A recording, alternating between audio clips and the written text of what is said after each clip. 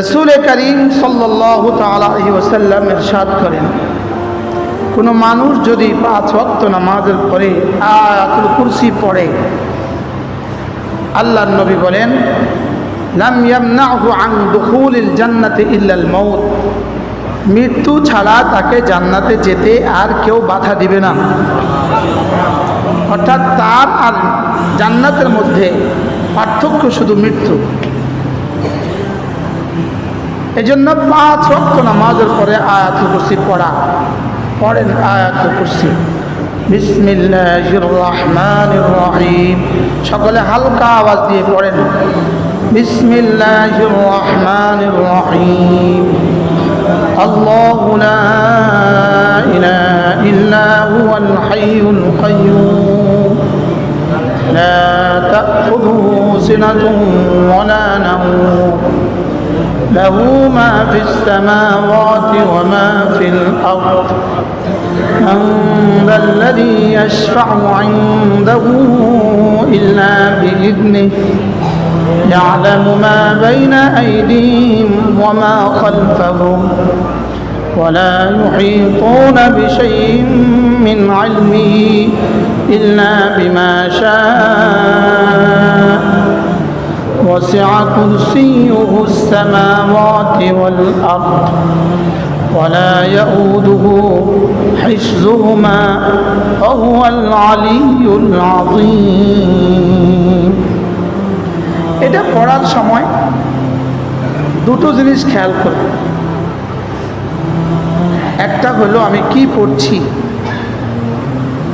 তা ভেবে ভেবে পড়ব,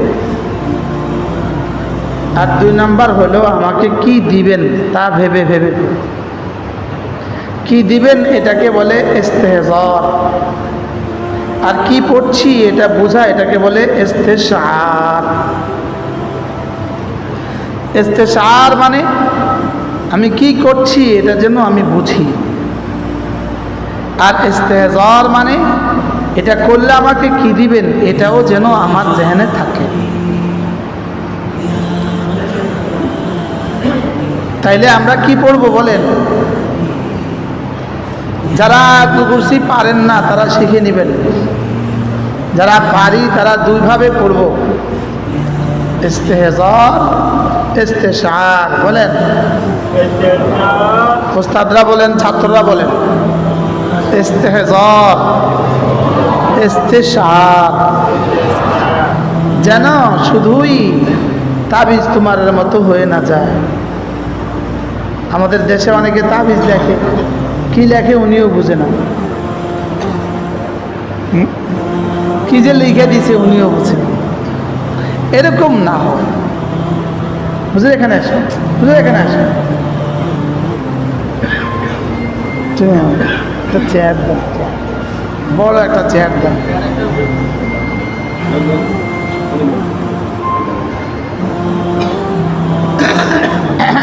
তাইলে আমরা আয়াতুল কুরসির পুরস্কার কি পেলাম?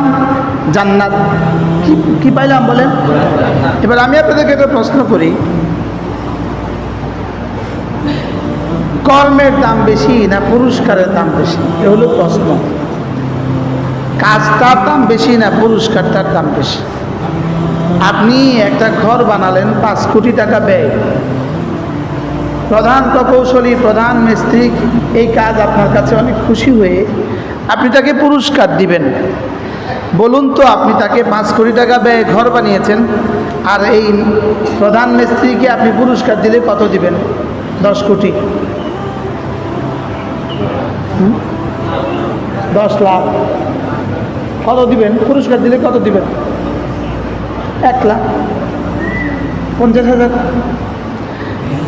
এবার বলুন তো, পুরস্কার দামি না কর্মের দাম? বুঝে বলেন। ওয়াজ না শুনতে না শুনতে মুখও খোলে না। ঠোঁট খোলেন না কেন আপনারা? ঠোঁট খুলছেন না কেন? ঠোঁট নড়তে আপনাদের অসুবিধা কোথায়? কর্মের দাম বেশি না পুরস্কারের দাম বেশি? বুঝে বলেন। কর্মের দাম বেশি না পুরস্কারের দাম বেশি? তো কর্মের দাম যদি বেশি হয়, পুরস্কার যদি জান্নাত হয়, তা আয়াতুল কুরসির দাম কত?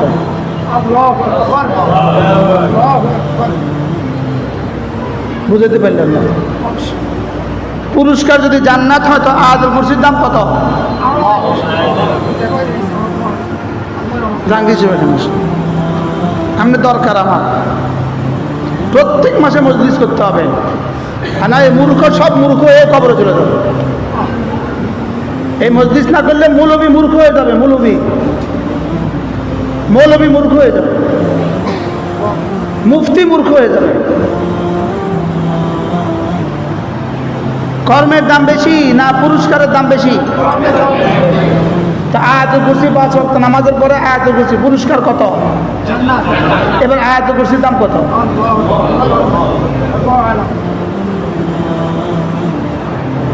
আয়াতুল কুরসির দাম বেশি না জান্নাতের দাম বেশি? আয়াতুল কুরসির দাম কত তাইলে? পুরস্কারটা কেন দিলেন? পুরস্কারটা দিলেন কেন খেয়াল করেন।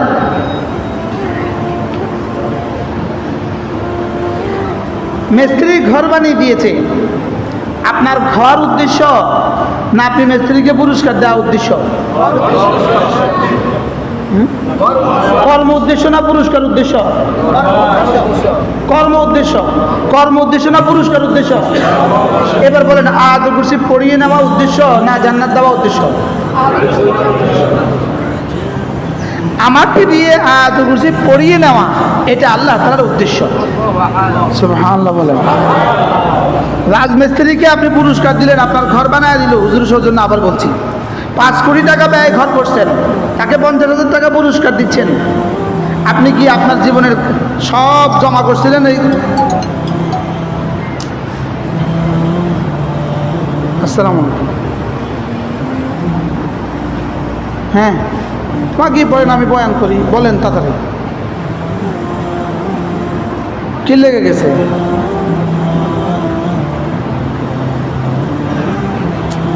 কি বলো? সালাম। ওখানে কেন গেছ? কেন গেছ? ও আচ্ছা, আর কিছু লাগবে? আপত্তি পড়ে না, জাযাকাল্লাহ। সালাম, পরে কথা বলুন।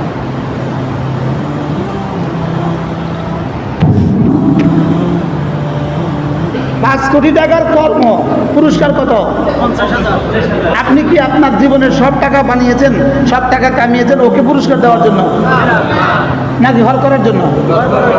এদূর বুঝে থাকলে বলুন তো, আল্লাহ আমাকে জান্নাত দেওয়ার জন্য বানিয়েছেন না ইবাদত করার জন্য বানিয়েছেন? সুবহানাল্লাহ।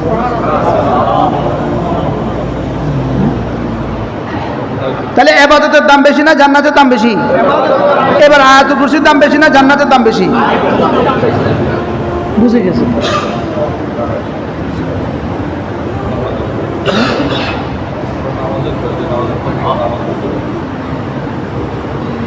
যে নামাজকে দামি বানাবার জন্য আয়াতুল কুরসির সাথে জুড়ে দিয়েছেন, এবার ওই নামাজের দাম কত? তাহলে জান্নাতের জন্য পুরো কায়নাত, নিজামে কায়নাত জান্নাতের জন্য নয়, পুরো মাকসাদে খিলকত জান্নাতের জন্য নয়। আমাকে বানাবার উদ্দেশ্য আমাকে জান্নাত দেওয়া নয়, আমাকে বানাবার উদ্দেশ্য আমাকে দিয়ে ইবাদত করিয়ে নেয়া। ওমা খালাকতুল জিন্না ওয়াল ইনসা ইল্লা লিয়াবুদুন। তাহলে আমাকে বানিয়েছে জান্নাত দেওয়ার জন্য? আমাকে বানিয়েছে কেন? ইবাদতের জন্য। এবার জান্নাত কি? পুরস্কার। সুবহানাল্লাহ বলে। এবার জান্নাত পুরস্কারটা যদি এত দামি হয়, যেই কর্মের উপরে পুরস্কার এত দামি, ওই কর্মটা কত দামি? এবার বলুন তো, নামাজ দামি না জান্নাত দামি? সুবহানাল্লাহ। কি আচ্ছা, ছেলেকে বাবা ঘোষণা দিয়েছে তুমি ম্যাট্রিকে A+ পেলে তোমাকে একটা মোটরসাইকেল উপহার দিব, পুরস্কার দিব একটা মোটরসাইকেল। এবার আরে ফেদিকে আসো, আরে বা রুলামেন নাই না, আসবো সাহেব রুলামেন আইলে তো পারতেন। আরিফের দিকে আসো, কইছে আপনি দৌড় দিলে তো পারতেন। ও আমার খালে ডাক্তারের কাছে গেছে, ও ওখানে আছে, বলে টাকা টিকা লাগবে না, বলে ওই সাইফুল সাহেব, বলে সাইফুল সাহেবের নাম্বারে ফোন দাও, সাইফুল সাহেব তুমি দিয়ে দেয়।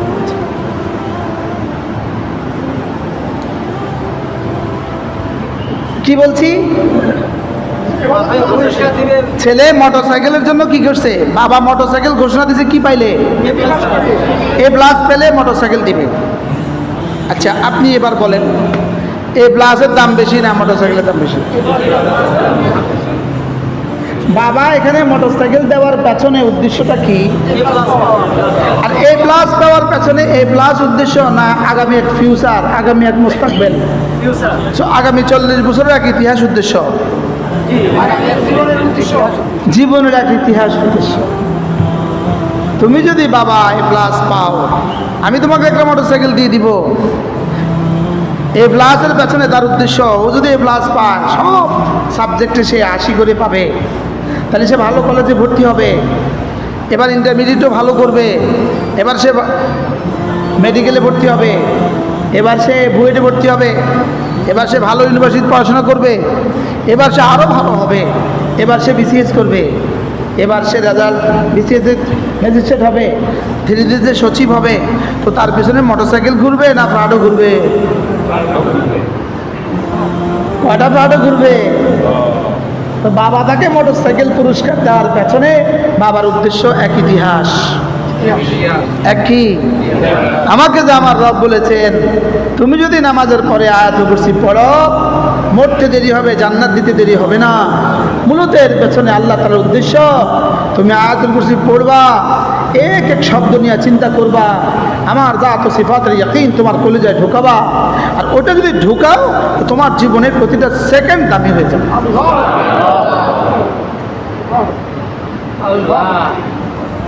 কি তাহলে এটা দিছিল কি লেগা?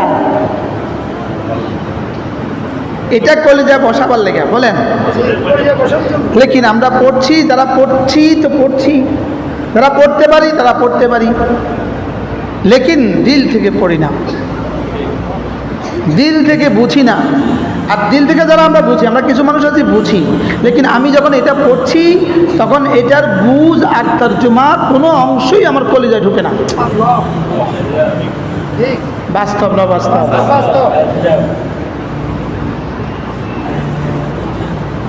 এজন্য এই শব্দগুলো নিছক শব্দ, উদ্দেশ্য নয়। নিছক শব্দ কি নয়, এত বড় পুরস্কার। মান করা আয়াতুল কুরসি ফি দুবুরিল মাকতুবাত।